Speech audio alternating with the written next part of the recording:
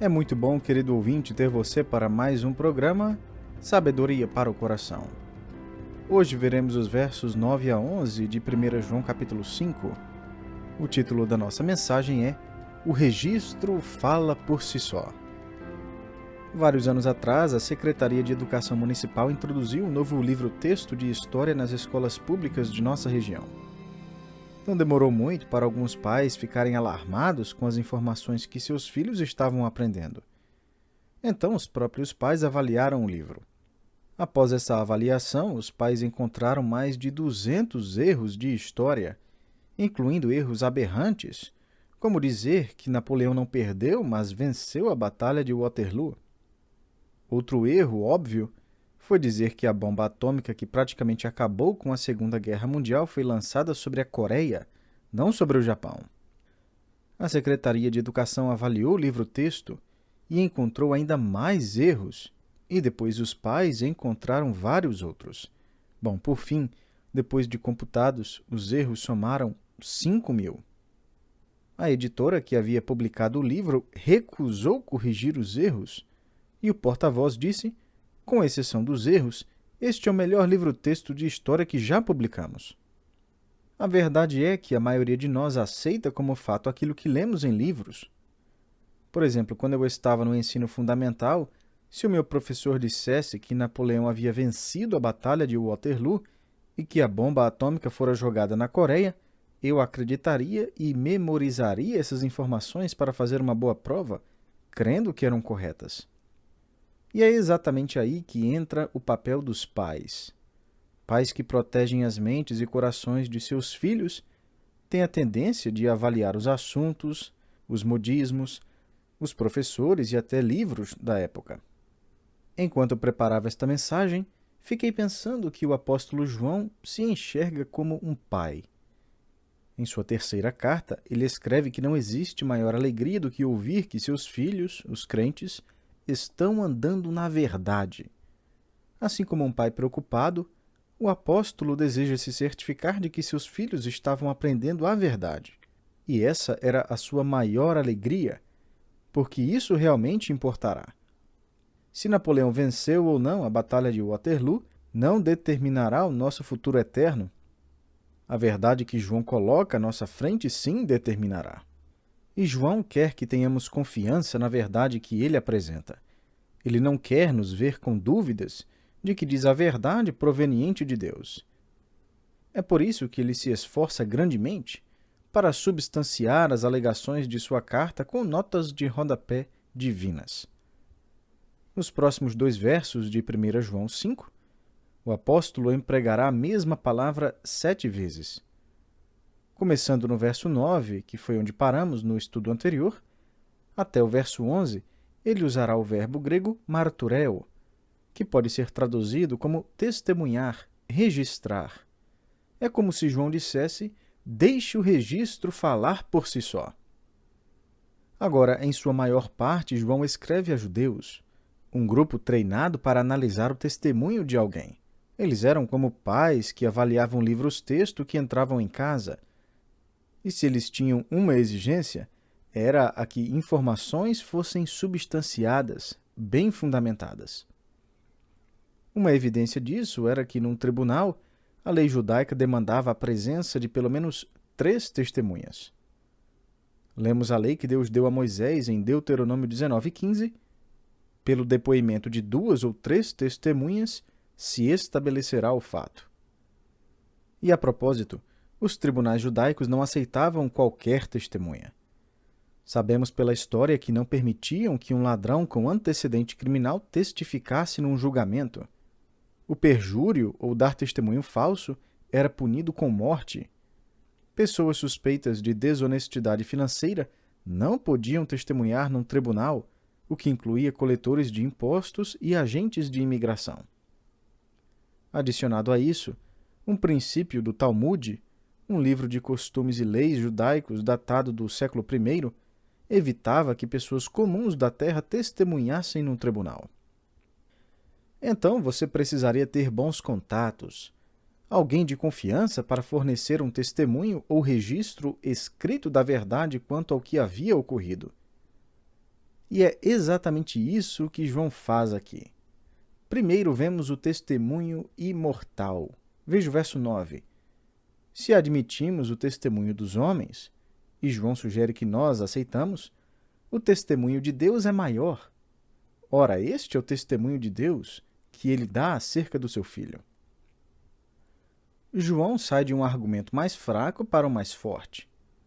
Se acreditamos no testemunho de testemunhas confiáveis, se acolhemos e cremos no relato que alguém dá num tribunal, quanto mais devemos nós acreditar no testemunho maior dado pelo próprio Deus? Como conseguir uma testemunha mais confiável do que essa? Onde conseguiremos uma testemunha como essa que é incapaz de mentir? E João escreve que Deus dá um testemunho acerca de seu Filho. O verbo dar está no tempo perfeito, indicando que Deus, o Pai, colocou o seu nome de forma permanente no relato, testemunhando da autenticidade de Jesus Cristo como o seu Filho divino. Se você acompanhou o nosso estudo anterior, então lembra que observamos as 3 testemunhas quanto à validade de Jesus Cristo ser o Messias genuíno. Foi a evidência da água, do sangue e do Espírito. Agora, no verso 9, João nos informa que essas 3 testemunhas, a água, o sangue e o Espírito, são, na verdade, parte do testemunho de Deus quanto a Jesus. Em outras palavras, o próprio Deus apresentou essas 3 testemunhas a fim de substanciar sua declaração de que Jesus é, de fato, Cristo. Dessa maneira, Deus mesmo cumpre sua própria lei. Um fato deve ser estabelecido pelo depoimento de 3 testemunhas. João diz: ouça bem, nós acreditaríamos no testemunho de homens, por que resistiremos o testemunho imortal do Deus eterno? Segundo, o testemunho interno do Espírito Santo. João escreve em seguida, no verso 10, aquele que crê no Filho de Deus tem em si o testemunho. Ao que ele se refere aqui? Ele fala não somente do relato imortal do testemunho de Deus, mas do relato interno do testemunho de Deus através do Espírito Santo. Portanto, o testemunho de Deus está dentro do crente também. Paulo escreveu que não conseguimos crer nesse relato, ao menos que o Espírito Santo abra os nossos olhos. Ora, o homem natural não aceita as coisas do Espírito de Deus, porque eles são loucura, e não pode entendê-las, porque elas se discernem espiritualmente. 1 Coríntios 2,14. Uma das evidências da salvação genuína, que deve remover todas as dúvidas, é o testemunho interior do Espírito Santo. A mensagem do Evangelho, que para o mundo é um testemunho externo, é para o crente uma verdade externa e também uma verdade experimentável. Nós internalizamos essa verdade. É uma questão de nosso espírito, coração, vontade, amor e fervor, os quais vêm por meio da iluminação e habitação do Espírito de Deus. Agora você pode dizer, mas como posso saber que o Espírito Santo realmente habita dentro de mim? E se eu tiver dúvidas? E se me sentir fraco na fé algumas vezes e forte outras vezes? Bom, para começar, João não nos manda avaliar como nos sentimos. Ele quer que você avalie sua resposta ao testemunho de Deus sobre Jesus Cristo, o relato das Escrituras, o relato que você ouve aos domingos de um púlpito. João pergunta de forma simples e objetiva: você crê no relato de Deus? E sua pergunta é de múltipla escolha. Existem 2 respostas possíveis. Veja a última parte do verso 10.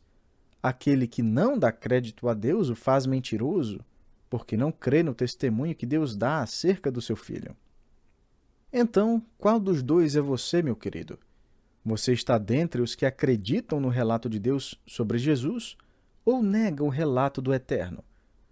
Você ouve a palavra e diz em seu coração que o testemunho de Deus sobre Jesus não é verdadeiro? Que ele não é o único caminho para o céu, o caminho, a verdade e a vida? Não acredito que Jesus é Deus, o Deus Filho. Bom, só para você saber, conforme João, você está chamando Deus de mentiroso. Você caminha ao assento da testemunha, aponta seu dedo contra o rosto de Deus, o Pai, e diz: você está mentindo. João remove qualquer fachada e diz, de forma bastante prática, você está simplesmente chamando Deus de mentiroso. Você acredita no registro de Deus sobre Jesus? E você crê também no relato de Deus sobre você, de onde você veio e para onde está indo? Você sabia que por volta do ano de 1808 haviam catalogadas 80 teorias sobre as origens? Caso não saiba, teorias quanto às origens têm existido desde a queda da humanidade no pecado. Em 1808, as 80 teorias incluíam as que afirmavam que o homem tinha vindo de algas marinhas, ou nascido de deuses e deusas, ou descendido dos animais. E mais recentemente vemos a crença popular de que o ser humano começou com alienígenas, que depositaram formas de vida na Terra, as quais foram depois evoluindo. Ou seja, você evoluiu de alguma matéria pré-histórica, que foi um resíduo de viajantes espaciais vindos de outra galáxia. Mas por que você acredita no que acredita? Qual é a fonte final de sua crença fundamental sobre quem é, de onde veio e para onde vai? É isso que João deseja ardentemente que saibamos sem dúvidas. Por que muitos alunos universitários abandonam a fé de seus pais nos seus primeiros anos de faculdade? A resposta é simples. Essa era a fé de seus pais. Qual é a sua fé hoje?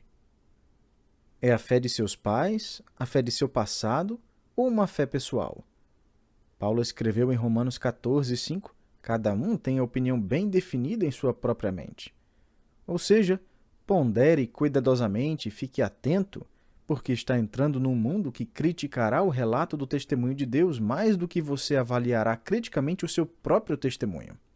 Portanto, chegou a hora de avaliar os livros-texto que passam pelas nossas escrivaninhas, as conclusões que aparecem nos jornais e revistas, os valores éticos em nosso trabalho ou as modas em nossa vizinhança. Fique atento como nunca antes. Avalie o relato de seu mundo enquanto afirma o relato do testemunho do próprio Deus.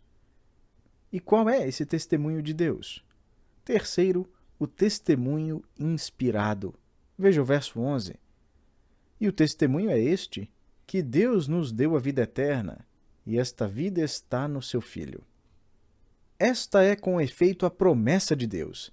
Ele nos deu vida eterna através de Jesus Cristo, seu Filho. E que promessa! Na semana passada, tive o privilégio de oficiar o casamento de uma moça que cresceu em nossa igreja. Eu tive a oportunidade de vê-la crescendo física e espiritualmente em nossa igreja e de agora vê-la se casando com um homem piedoso.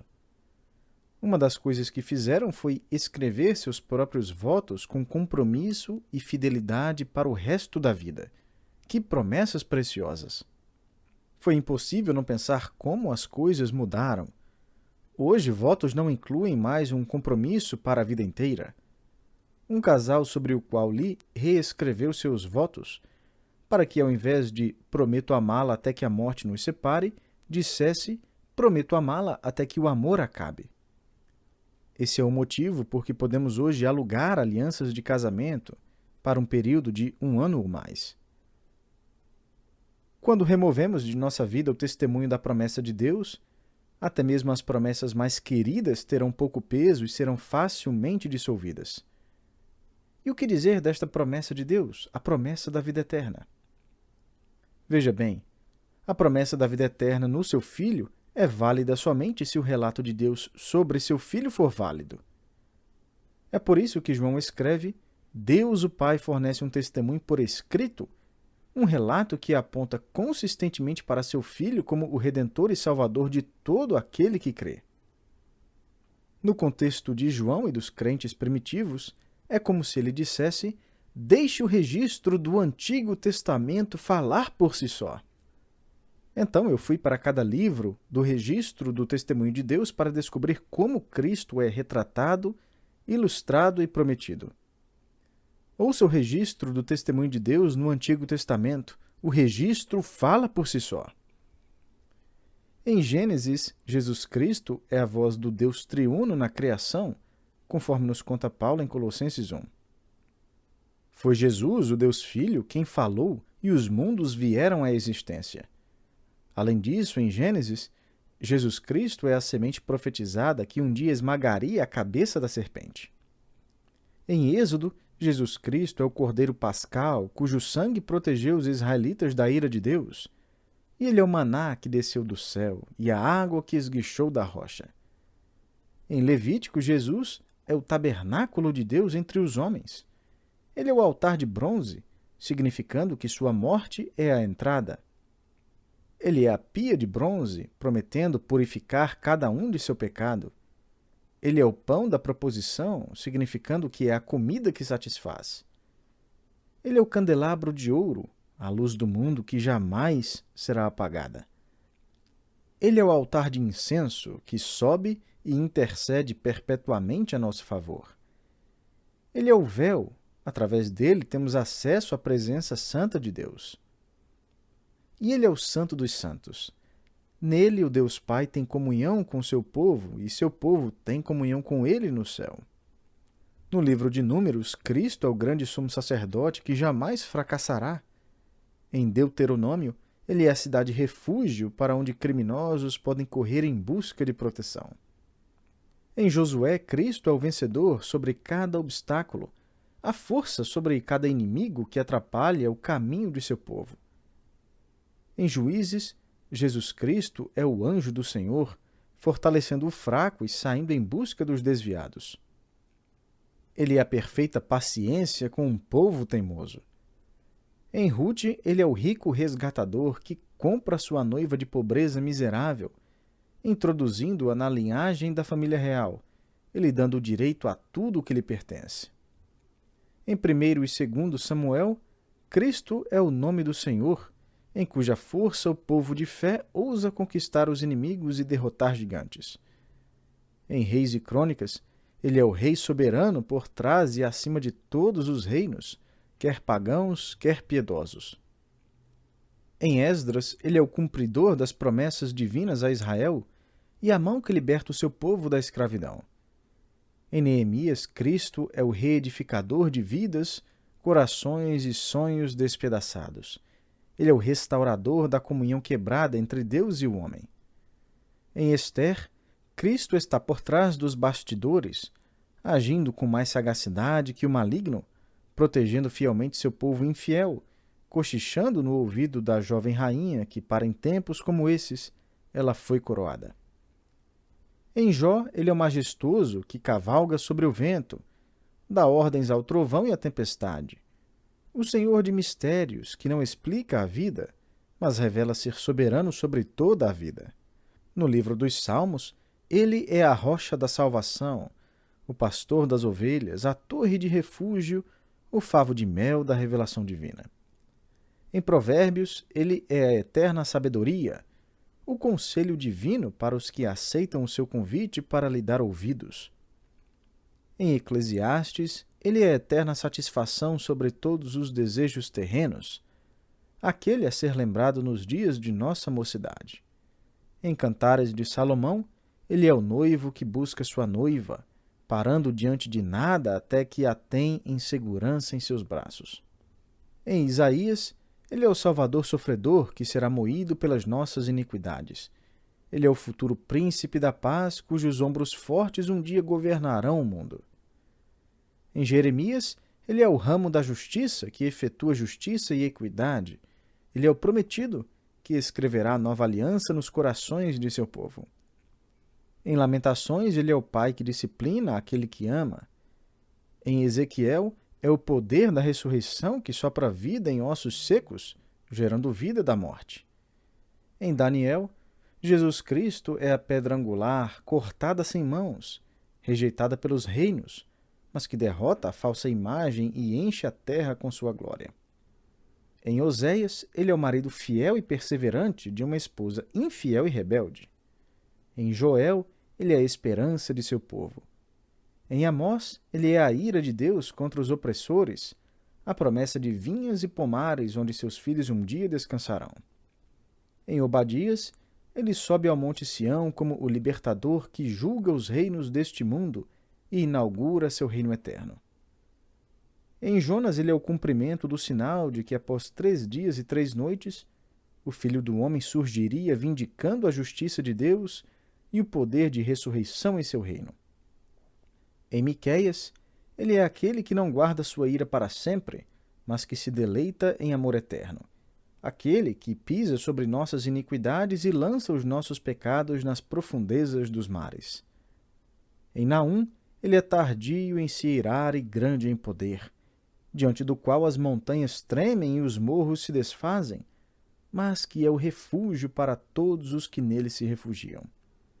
Em Abacuque, Cristo é a luz radiante, cuja força faz nossos pés velozes como os da corça, fazendo-nos andar em lugares altos.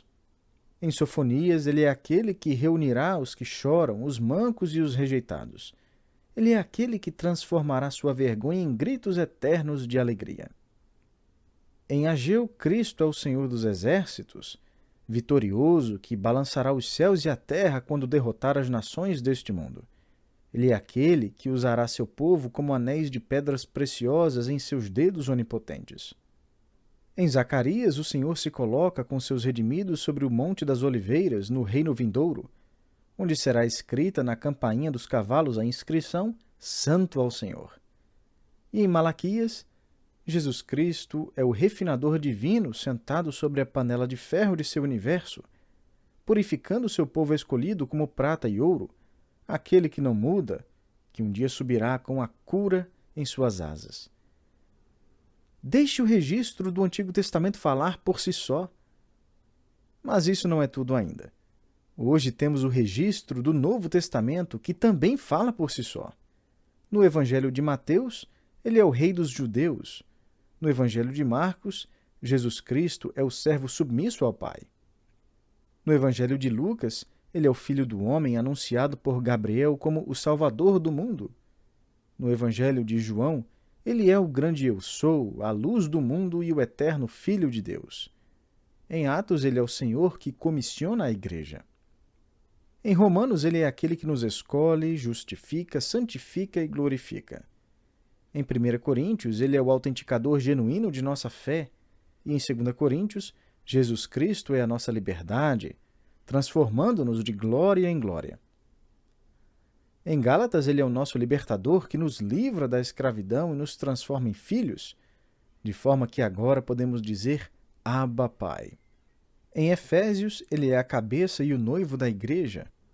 Em Filipenses, Jesus é o Deus encarnado, obediente à morte de cruz, agora exaltado e diante de quem um dia todo joelho se dobrará. Em Colossenses, ele é o Cristo incomparável, o Criador de tudo no céu e na terra.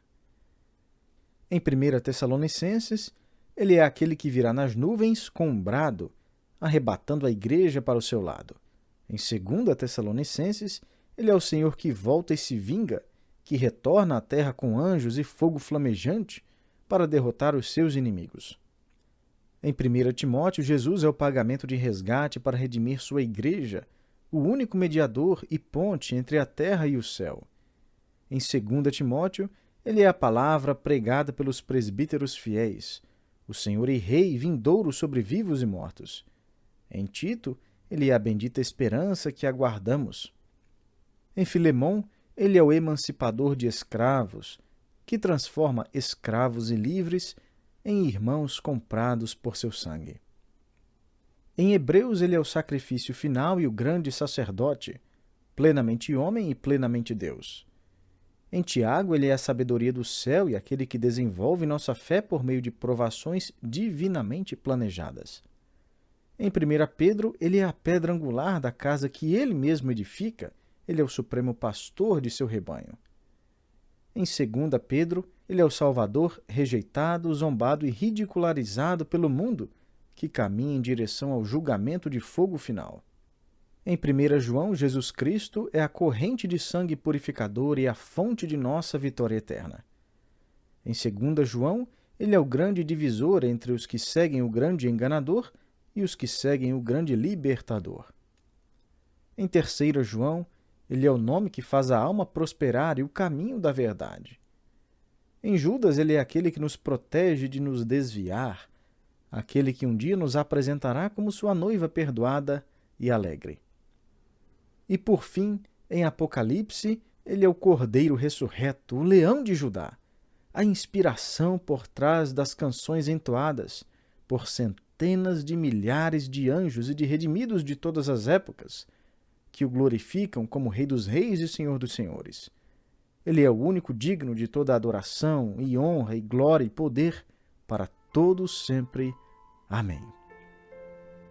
Portanto, que seja assim, deixe o registro falar por si só. Verdadeiro no decorrer das eras, inspecionado por cada geração, suas promessas foram cumpridas no momento designado, e outras se cumprirão no futuro, no tempo determinado por Deus. E João escreve: aquele que crê nesse registro que aponta para Jesus, recebe a vida eterna.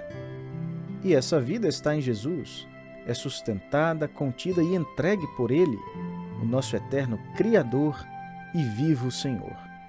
Creia nesse registro e você viverá eternamente. Que Deus o abençoe, meu querido, e espero você para o nosso próximo estudo.